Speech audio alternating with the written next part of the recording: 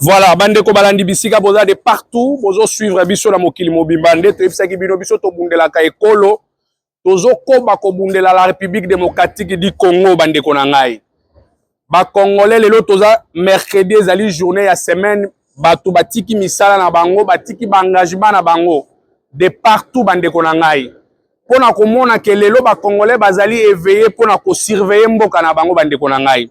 Nazo kota na bino na bisi bomona ba Congolais ndenge ba se mobiliser pona kokende na commission européenne na Strasbourg 5 heures du temps de route na nzela tokolonga tokei koyoka makambo nini Union européenne akoloba pona biso tozala mwa regret parce que Union européenne alobaki ki ako sanctionner Rwanda ti lelo tozomona eloko moko te yango biso ba Congolais to se mobiliser tokokende na ba sitting il y aura des marches kosalama parce que lelo tomoni États-Unis azali ko s'engager na eloko ya salaki comme accord mais Union européenne makambo ya bandeki yango depuis ebandeli avant Amérique il fallait respecter yango tozomona tisiko eloko moko te yango ba Congolais ba se mobiliser tokozala la commission européenne na Strasbourg nazola kisabino bokota na kati bomona ndenge ba Congolais ba se mobiliser boya bino moko bomona ba Congolais ils sont toza ebele soit plus de 60 ou 70 personnes ba se mobiliser lelo toza mokolo ya semaine na poto boyebi ndenge nini elekaka pardon lelo toza na semaine boyebi ndenge nini elekaka bandeko na ngai batu misusu batiki ba engagement na bango misala na bango pona kokende ko soutenir la République démocratique du Congo message na biso ezali na bandeko na biso ba Congolais o bazali conscient boyebaka ke toza ke na Congo mboka wana beaucoup de gens baza ko envier yango mokili mobimba eza ko envier yango soki biso lelo to négliger la République démocratique du Congo boyebaka ke étranger nde bako diriger biso lobi yango nazola musa bandeko nanga nyonso baza kolala il est temps totelema poto bundele ekolo na biso tozake na yango Congo bomona bino moko ndenge ba Rwandais bazosala ba stratégie mikolo nyonso pona koluka ko déstabiliser mboka na biso po bayebi nini eza na kati ya Congo bayebi nini oyo ba Congolais bazalaka nango kati na mboka na bango richesse na biso nde ezoboma biso richesse na biso ndo sala ke ba violer bana basi na biso ba mama pe bilenge na biso richesse na biso ndo sala bazoboma même ba jeune na biso yango bomoni to se mobiliser bomona bino moko na bis batu baza ebele batiki misala lelo eza mercredi batiki misala na bango biso wana tozozwa nzela toke Strasbourg tokozonga peut-être minuit bandeko la ngai bino moko bo suivre à la prochaine hein tokomona na ndo bientôt topesa bino sur ba image mosusu bye. Même les chauffeurs est fâché, mais veuillez nous excuser en tout cas pour ce retard, chauffeur. Nous avons une longue route, mais avant de commencer, je tenais vraiment à remercier la députée européenne, Madame Hilde Botmans, celle qui a organisé cet événement, cette plénière. Et pour la première fois, elle nous a donné cette opportunité d'y participer. Donc on va pas être, on va pas comme des figurants, mais nous aurons quand même notre mot à dire aussi. Ça, c'est déjà quelque chose de grand. Est-ce qu'on peut quand même applaudir pour cette dame? C'est une Belge, c'est une Flamande qui fait tout pour la RDC, s'il vous plaît. Voilà, donc on va démarrer. On a 6 heures de route, d'après le chauffeur. C'est bien ça, hein? 5 heures, maximum 6 heures, qui dit. Parce qu'il y aura des arrêts quand même. Hein? 2 heures, non, maman. Non, à Luxembourg, 2 heures. Luxembourg. Là, on va à Strasbourg, pardon. Donc, c'est 6 heures maximum. On va se serrer les coudes. La route est longue. On va pas se prendre la tête. On va bien manger. Il y a à manger, à boire, il y a tout ce qu'il faut. Et dès qu'on arrive, normalement, on devait être devant le Parlement de Strasbourg à 17 h. Nous espérons vraiment arriver à cette heure-là. Et c'est possible, parce qu'il n'est que 10 h.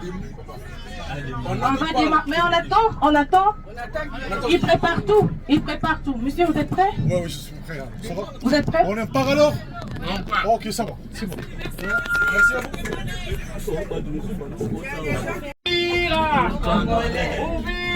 Au Congolais, au Congolais, au Congolais, au Congolais, au Congolais, au Congolais, au Congolais, au Congolais, Congolais, au Congolais,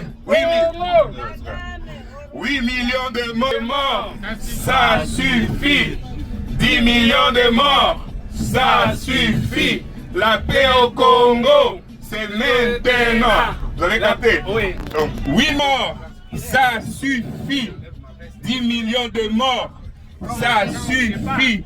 La paix au Congo, c'est maintenant. La paix au Congo, c'est maintenant. Kagame, Assassin, Kagame, génocidaire.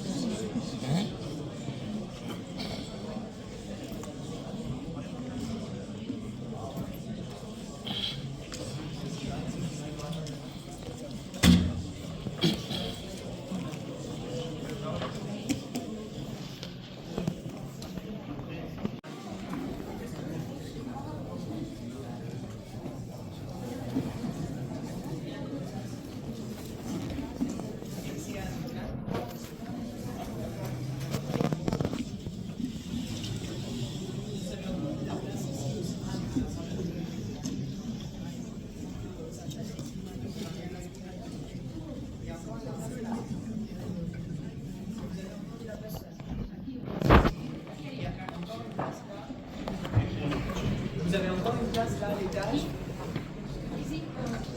J'ai oublié d'avancer le silence. La rigueur va bientôt commencer.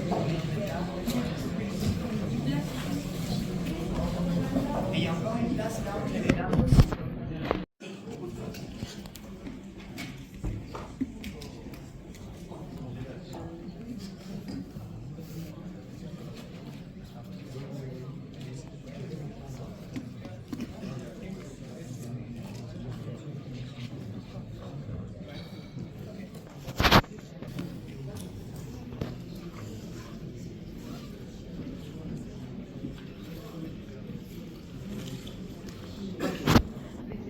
Bonsoir à tout le monde. Bonsoir. Bonsoir. Bonsoir. Good evening to the members of the parliament. You will see them here in the first row. Tu vois les députés européens qui sont ici, ils sont ici devant avec moi.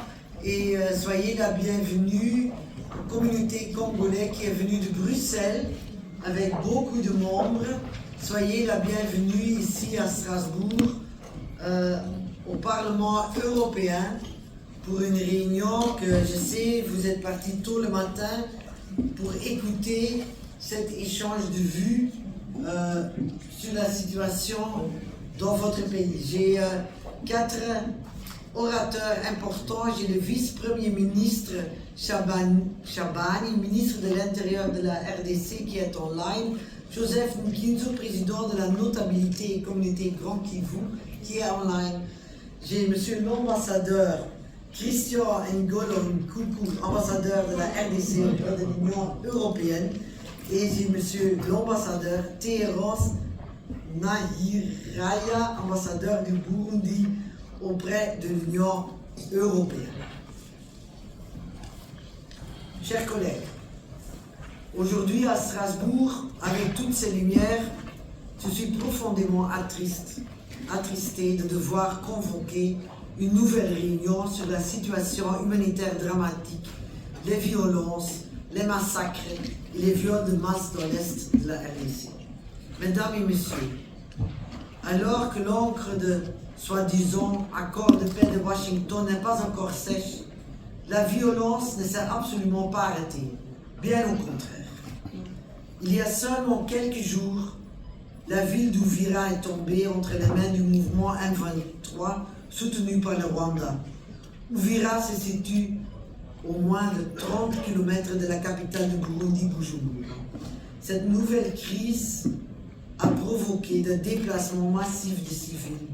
Je suis certain que l'ambassadeur du Burundi nous donnera plus de détails à ce sujet ultérieurement.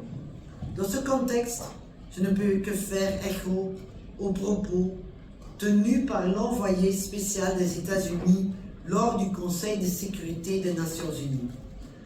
Et je cite, « Nous avons salué le fait que le président congolais Tshisekedi et le président rwandais Kagame se soient réunis à Washington le 4 décembre pour la signature des accords de Washington et du cadre économique régional intégré. Toutefois, le processus de paix exige que les parties respectent leur engagement envers ce processus même. Et avec les États-Unis, nous sommes profondément préoccupés et extrêmement déçus par la reprise de violence aujourd'hui dans l'est de la RDC. En outre, des rapports crédibles font état de recours accru à des drones suicides et à artillerie tant que par le M23 que par le Rwanda, y compris des frappes en direction du Burundi.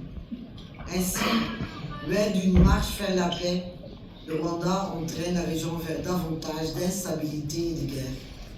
Compte tenu des engagements pris dans les accords de Washington, nous sommes profondément préoccupés par la présence continue de l'armée rwandaise sur le territoire congolais en soutien au M23. Et nous devons utiliser tous les instruments à notre disposition pour demander des comptes à ceux qui sabotent la paix. En plus, ce ne sont pas des accords qui manquent au l'air. Plus de 30 ans de conflit en ont déjà produit de nombreux. Le résultat est sans appel. 12 accords majeurs ont été signés et pourtant l'instabilité persiste. Je vais nommer, juste citer que tu le sais. Juillet 99, accord de Lusaka. Avril 2002, accord de Sun City. Juillet 2002, accord de Pretoria. Septembre 2002, accord de Luanda. Décembre 2002, accord global et inclusif. Décembre 2006, pacte de Nairobi. Janvier 2008, accord de Goma. Mars 2009, accord de 23 mars. Février 2013, accord cadre Addis Abeba. Avril 2013, accord CNDP 123. Juillet 2025, accord de Doha. Et 4 décembre 2025, accord de Washington. Et pourtant, rien ne change. Ces accords peinent à produire des effets durables sur le terrain, tant que les causes profondes, le pillage des ressources, les ingérences étrangères, l'absence de justice ne seront pas traitées. La paix restera lettre morte. Nous devons agir maintenant pour redonner l'espoir à une population qui souffre depuis des décennies.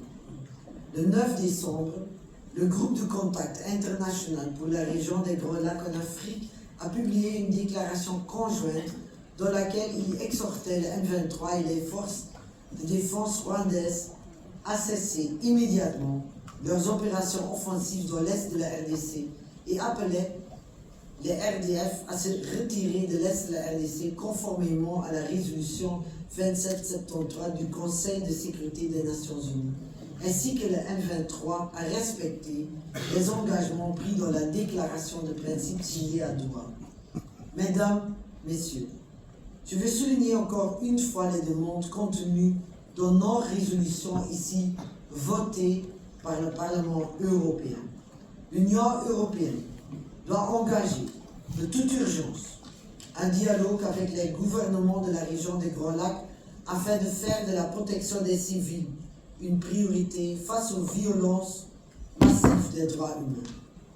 Il est également extrêmement urgent que les aéroports de Bukavu et de Goma soient réparés dans les plus brefs délais afin de permettre l'acheminement de l'aide humanitaire vitale. Une assistance humanitaire vitale doit être fournie aux civils de l'Est du Congo ainsi qu'aux réfugiés dans l'ensemble de la région des Grands Lacs en Afrique.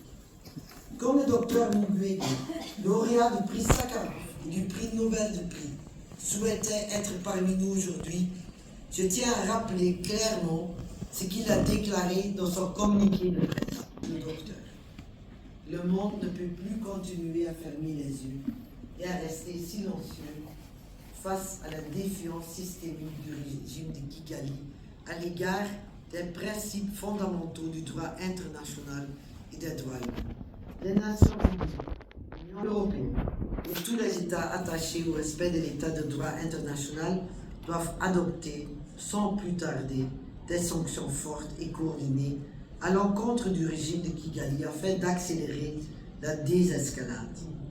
Ce mécanisme de sanction doit être accompagné de mesures de suspension de l'aide internationale et de calendrier garantissant sans délai la mise en œuvre effective des prescriptions de la résolution 2773 du Conseil de sécurité. Il s'agit du seul langage que comprennent les dictateurs qui, faute d'être amenés à rendre des comptes devant la justice nationale ou internationale, seront jugés par le tribunal de l'histoire. Enfin, nous réitérons son appel à l'organisation d'une conférence internationale pour une sortie durable et juste de la crise et des guerres à répétition dans les Kivu et dans les Grands Lacs, en revitalisant l'accord cadre d'Addis Abeba qui demeure le seul accord de paix intégrant une dimension régionale et visant à traiter les causes profondes des conflits de l'Est de la RDC. Chers collègues, chers citoyens, tu as voyagé longtemps pour être ici parmi nous. On va maintenant écouter, je vais maintenant donner la parole au monsieur le ministre Shibani qui est au Congo pour l'instant. Monsieur le ministre, vous avez la parole pour 10 minutes. Merci d'attendre parce qu'on a commencé un peu avec retard. Merci beaucoup, monsieur le ministre, dans ce temps de prendre la parole, de prendre le temps pour adresser ici le Parlement européen. Vous avez la parole, monsieur le ministre. Honorable Madame la députée, honorable député du Parlement européen, c'est à moi de vous remercier, à remercier toute votre Assemblée pour avoir organisé ce cadre d'échange, de discussion et de partage pour parler et faire entendre la voix du peuple congolais qui subit des souffrances et des affres du fait malheureusement de l'armée rwandaise et de ses supplétifs. Je prends la parole ici non seulement pour vous dire merci, vous remercier de cette solidarité, mais vous faire savoir que nous avons besoin de davantage de cela. Nous avons besoin de plus que cela pour mettre fin à cette ignominie. Car la situation ne fait que se dégrader dans l'est de la République démocratique du Congo, dans les provinces du Nord Kivu et du Sud Kivu.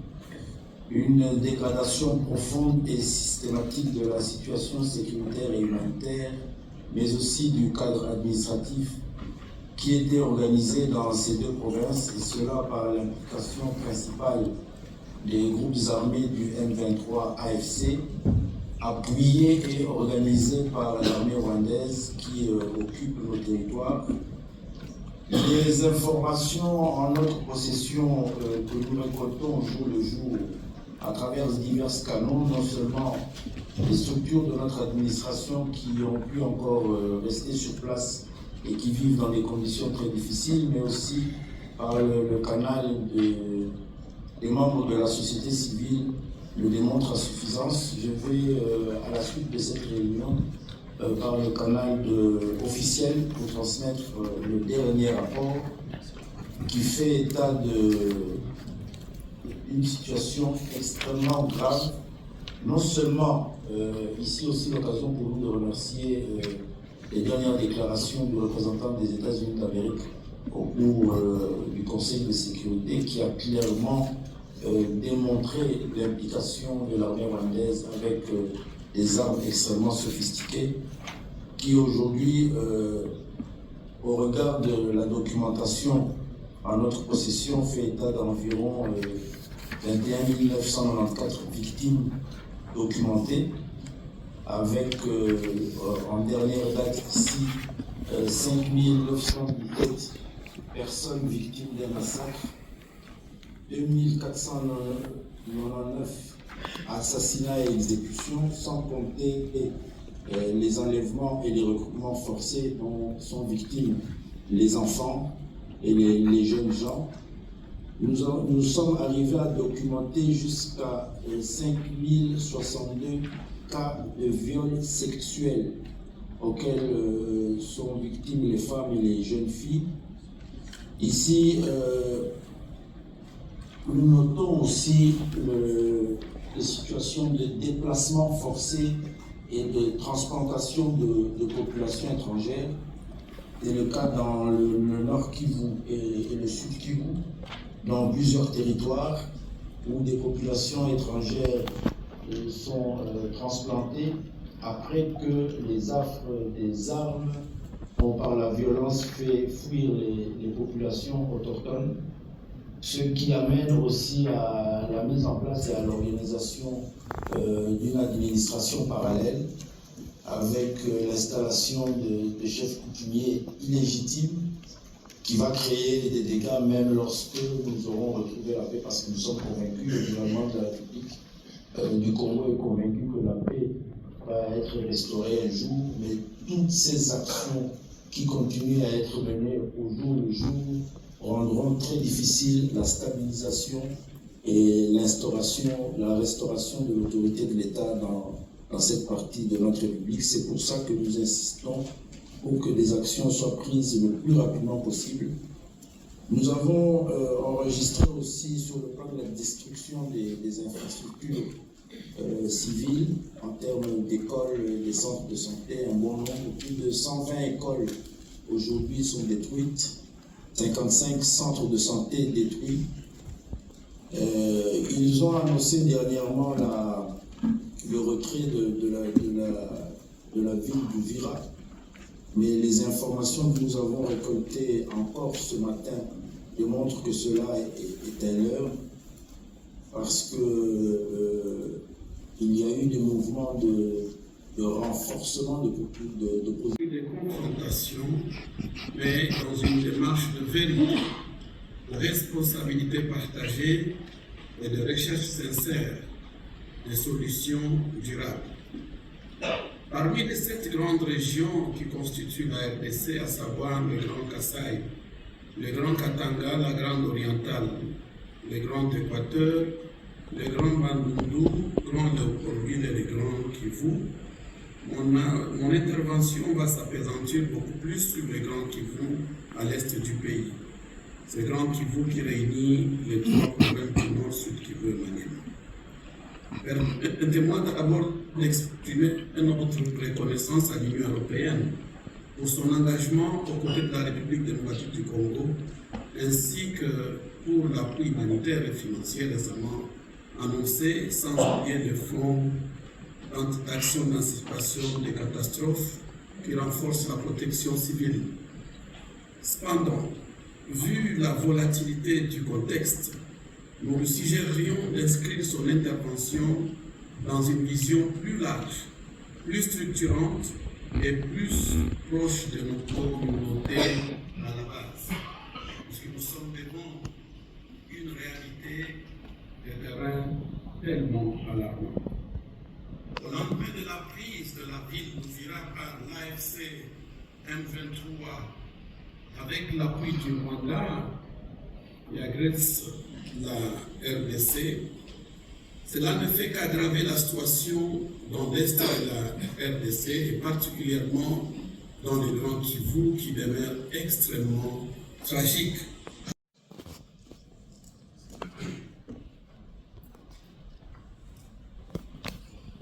Madame la Présidente, Mesdames et Messieurs les membres du Parlement européen, chers compatriotes, ici présents, distingués invités, je tiens à vous remercier de m'avoir donné la parole pour l'analyse de la situation dans la partie est de mon pays. Je salue la qualité des échanges et je rends hommage à nos vaillants soldats qui, au prix de leur vie, se battent pour défendre l'intégrité de notre pays. Mes pensées vont aussi aux familles de victimes, fauchées par la barbarie de nos agresseurs.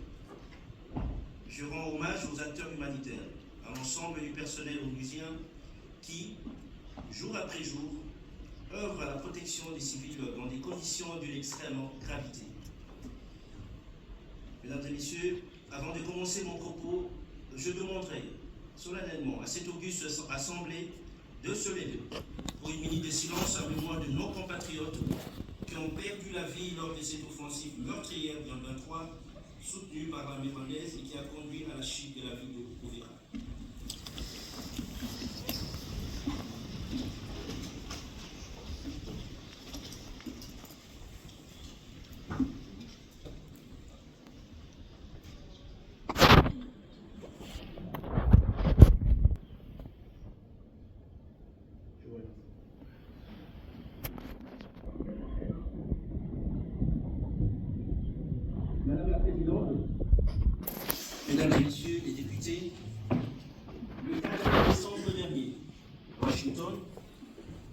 présidents Félix Tshisekedi et Paul Kagame ont signé un accord de paix sous la médiation des États-Unis d'Amérique. Cet accord, soutenu par la communauté internationale, portait l'espoir du retour d'une paix durable dans l'est de la République démocratique du Congo. Pourtant, moins de 24 heures après cette signature, les velléités expansionnistes des agresseurs ont contredit les engagements pris. Bombardements, drones explosifs, avancées coordonnées autour d'Uvira et dans la plaine de la Russie. Nul ne peut concevoir qu'un accord solennel soit violé quelques jours après par une autre partie.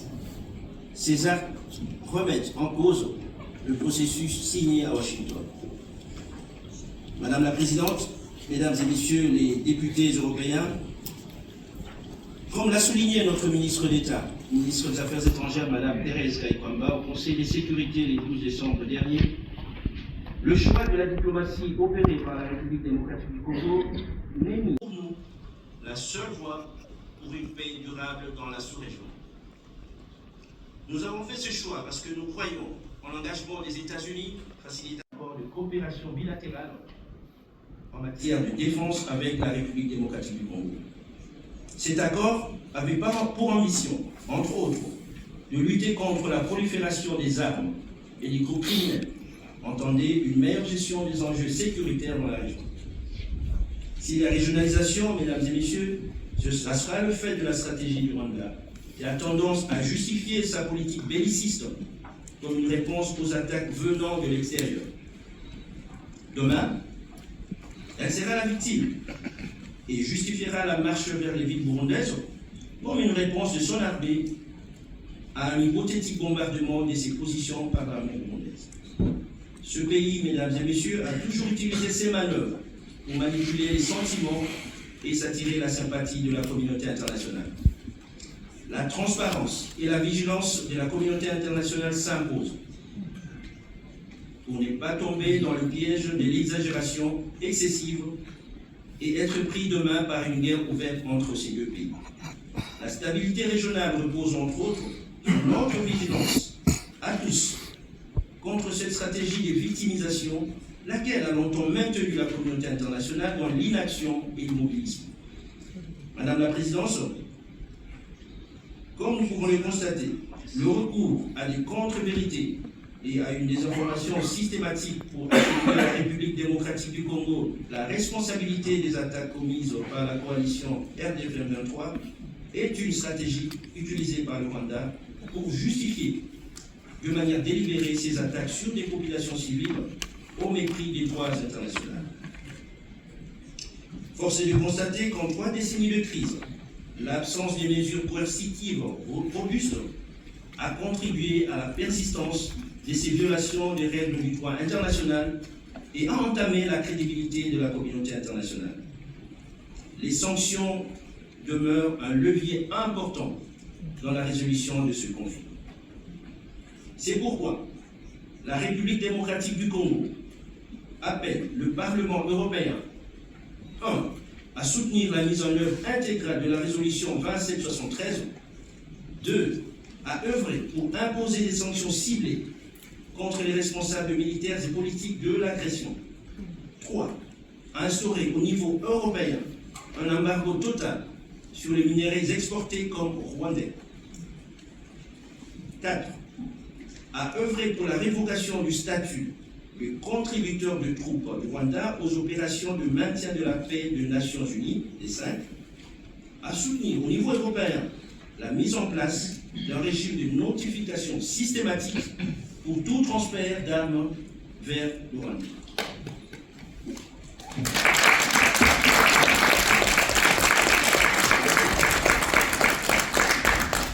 L'Union européenne doit assumer ses responsabilités, car c'est la crédibilité de la communauté internationale qui est en jeu. Le 13 février de cette année, du haut de cette tribune, j'avais appelé aux sanctions de l'Union européenne contre les violations des droits de l'homme et des règles internationales. J'ai demandé aux parlementaires européens de choisir s'ils veulent être du côté de la justice et des règles des droits internationaux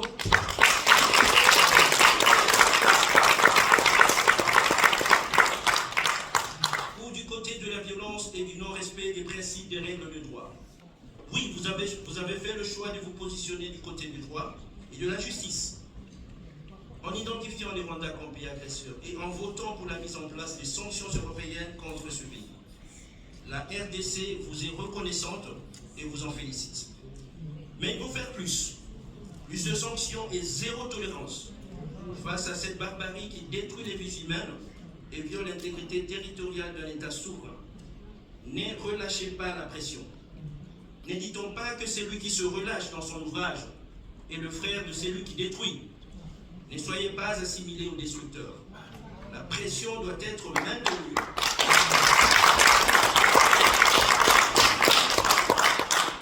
Jusqu'au respect total des dispositions prises sur base de la résolution 2773 et des accords de Washington.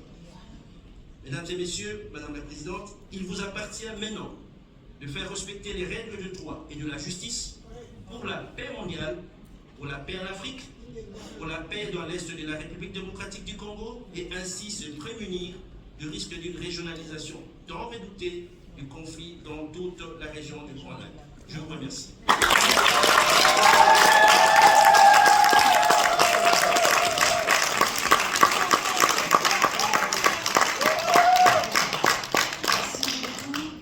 Merci beaucoup, Monsieur l'ambassadeur, pour votre message très clair. On se connaît, on se téléphone beaucoup. Je dois vous dire qu'ici au Parlement européen, on n'a pas souvent ça.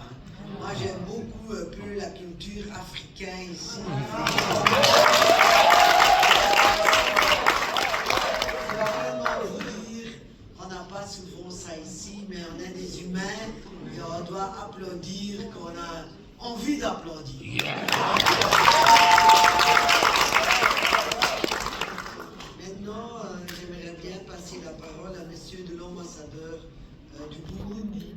Parce que malheureusement, monsieur l'ambassadeur, maintenant c'est aussi votre pays qui est touché par la guerre, par les déplacés, par les réfugiés. Je vous passe la parole. Monsieur l'ambassadeur. Madame la Présidente, honorable et député Auguste, la délégation burundaise se réjouit de la convocation de cette réunion du Parlement européen sur l'échange de points de vue concernant les violences en cours et la situation humanitaire et dramatique dans l'est de la RDC et se félicite d'être parmi les invités orateurs du jour. Merci beaucoup, Madame la Présidente. Cela témoigne des bonnes relations diplomatiques et de coopération qui existent ici, heureusement, entre nous et l'Union européenne. En effet, Madame la Présidente, la délégation burundaise rappelle que les villes de Goma, de Bukavu, de Villa et d'Ifa prises par les agresseurs du Rwanda, les conséquences sont déplorables. En l'occurrence, les pertes individuelles, qui se comptent à des milliers, dont les femmes et les enfants, qui sont mutilés, assassinés, violés, dévotés, fouillés, sans-riés, c'est catastrophique, Madame la Présidente, et cela avec l'appui logistique et militaire du Rwanda.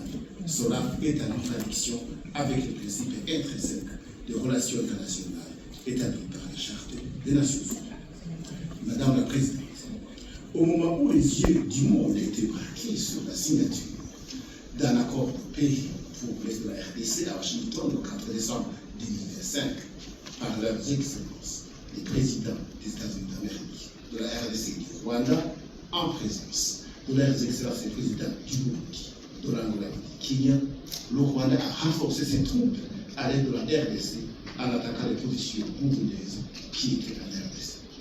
L'armée rwandaise a simultanément intensifié ses renforts. En effet, des bateaux chargés de troupes et d'arsenal au travers de la Kivu, des camions ont été envoyés depuis Bugarama au Rwanda. Ces renforts sont estimés à l'équivalent de 2 000 grades, c'est-à-dire entre 7 000 et 8 000 militaires. Ce comportement arrogant de l'armée rwandaise constitue le pied de nez et l'humiliation que le Rwanda de Paul Kagame vient d'infliger au président Donald Trump des États-Unis d'Afrique, le garant de l'accord de paix entre le Rwanda et la RDC, signé par le président rwandais et Steve Tshisekedi de la RDC à Washington le 4 décembre 2025. Chers eurodéputés, il est à noter aussi que cette évolution récente n'est qu'un épisode de la guerre d'agression que mène le Rwanda de Paul Kagame et la RDC depuis 1996 Et si nous sommes appelés là, ici, qu'en avril 1994, l'assassinat du président Habyarimana du Rwanda et du président Nayamira du Burundi déclencha des massacres interethniques qui se qualifient de génocide rwandais.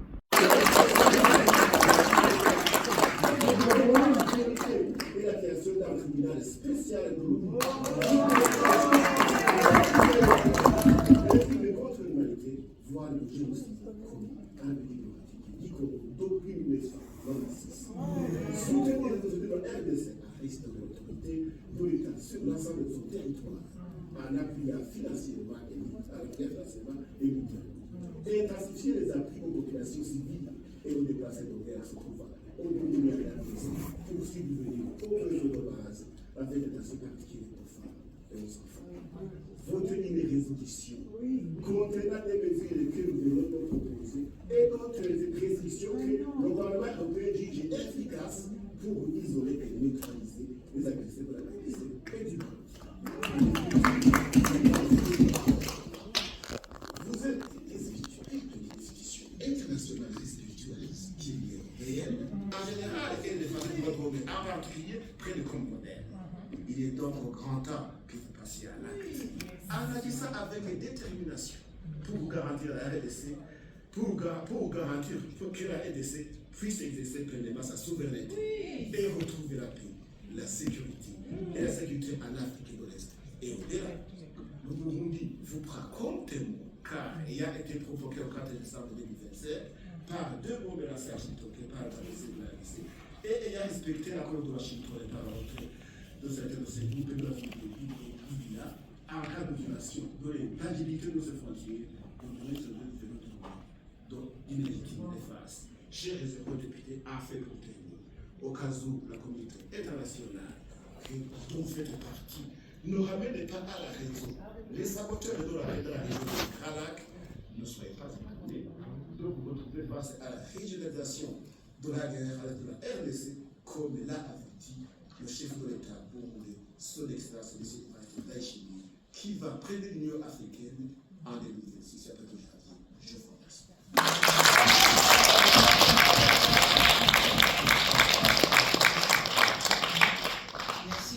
Because I have to say, most of us were kind of septic after the signing, but we were still hopeful that there would be a ceasefire and there would be some stability within the region. And we see it's not there. And we see the atrocities keep on going on. And I was really wondering from the expert, how do they look at the peace process and how do they feel like US is still pressuring M23, and they did withdraw, if my information is correct, yesterday from Uvira and Uvira region, so in the borders near Burundi. Do you really believe that? C'est encore pire si nous avons voté deux résolutions qui en réalité n'ont aucune application concrète.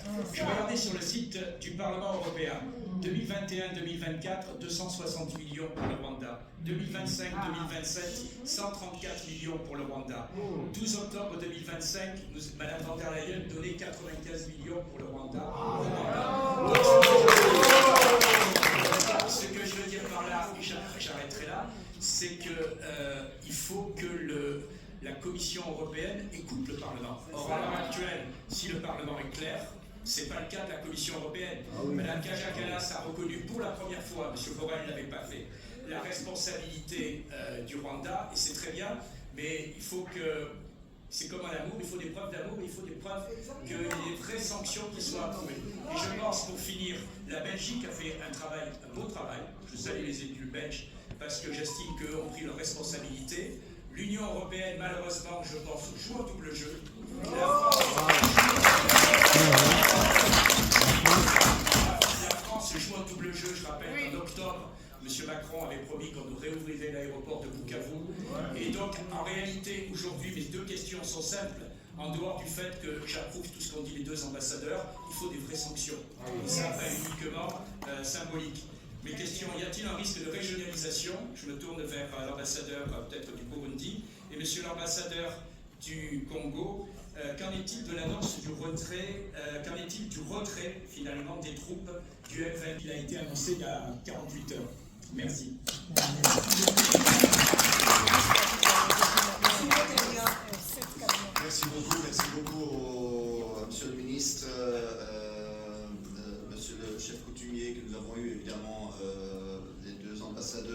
qui nous font l'honneur d'être avec nous aujourd'hui. Je vais être très rapide pour aller au point. Moi, je pense que la question des actes est au cœur. On a eu même encore le groupe de contact qui a exhorté le Rwanda. Voilà, bon, exhorter, c'est très sympa, mais ça ne va pas changer quoi que ce soit. Donc, il faut des actes. Je vais être plus critique par rapport au gouvernement de mon pays, malheureusement, où notre ministre a été en RDC récemment et a mis beaucoup l'accent quand même sur ah oui, la question des ressources est centrale. Pour moi, ce n'est pas la question des ressources qui doivent être centrales, c'est la paix, la solidarité et la justice. Parce que c'est ça qui est au peuple congolais. Et on ne doit pas s'occuper de ça. Ça, c'est une première. Donc voilà, ça, je trouve que c'est quand même important de le dire, parce qu'on ne doit pas retourner dans des logiques où le seul rôle qu'on attribue au Congo, c'est celui d'exportateur de matières premières, et qu'on peut choisir que soit c'est plié via le Rwanda, soit par les Européens ou les Américains. Ça ne va pas. Et alors ma question, elle est très simple. En fait, je crois beaucoup dans des solutions africaines. Et donc je voudrais vous demander aujourd'hui, quel rôle est-ce